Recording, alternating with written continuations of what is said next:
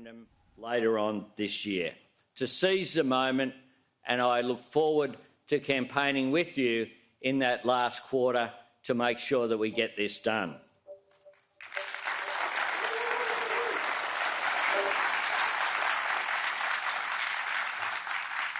Friends, Canberra has been my home away from home for most of my working life.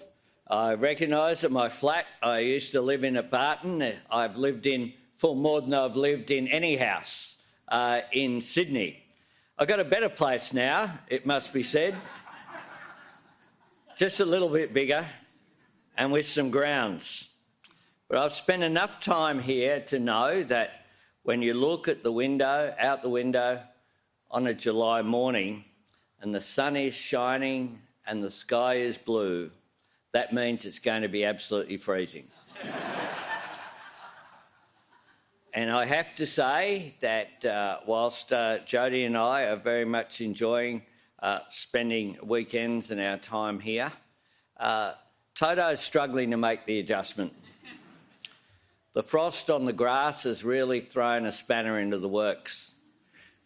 She trots out of the lodge sometime before 6 a.m, has a look, stops on the pebbles and goes, nah, and tries to run back inside. So she has to be placed carefully there on the grass to make sure that she does what she needs to do.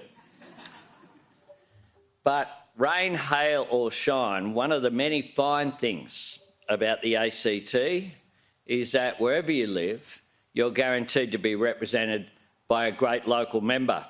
And I acknowledge our ACT MPs who are here today. Andrew Lee, Alicia Payne and Dave Smith.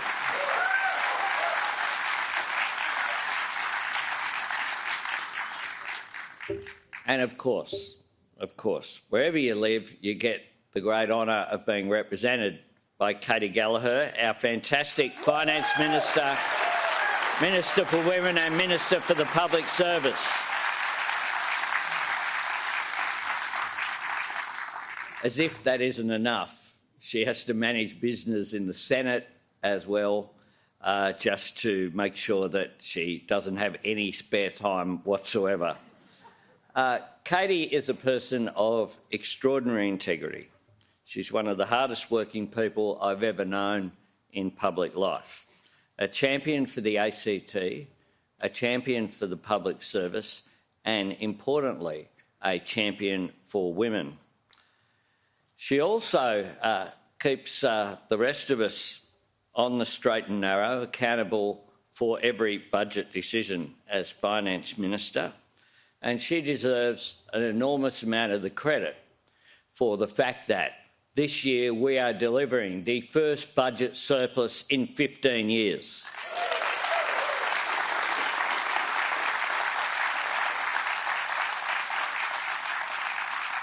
Now, I note that the rabble opposite seem to say, oh, well, that was easy. They promised a budget surplus in their first year and every year thereafter in 2013. They didn't deliver one.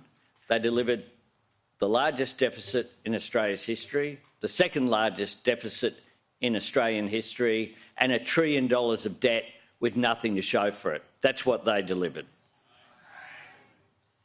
I acknowledge also all our colleagues in the ACT Assembly, in particular the leader of the Labor team, my friend Andrew Barr. When we sit around... When we sit around the table at National Cabinet, I know this: Andrew Barr will always be a strong voice for the best interests of the ACT. But I also know that he comes to every conversation not looking for an argument, he comes looking for a solution. And he plays a critical role around that National Cabinet table. He represents the national capital, yes, but he also always believes in the national interest. And that is something, and I want to thank Andrew publicly, as I have privately, for the support that he has given me around that National Cabinet table which works in a very collegiate way, it must be said, across the political spectrum, in order to find solutions. I must say the contrast I have in working with Liberal premiers, in the past Dominic Perrottet, but ongoing with Jeremy Rockliff, and the people who just say no opposite us in the federal parliament is quite remarkable. Both of them have been constructive the whole way through, and it makes a big difference. Andrew Barr is driven by that great Labor instinct, the fundamental belief that unites all of us in this room, that the responsibility of government is to change things for the better. Prime Minister Anthony Albanese there addressing the ACT Labor conference in Canberra.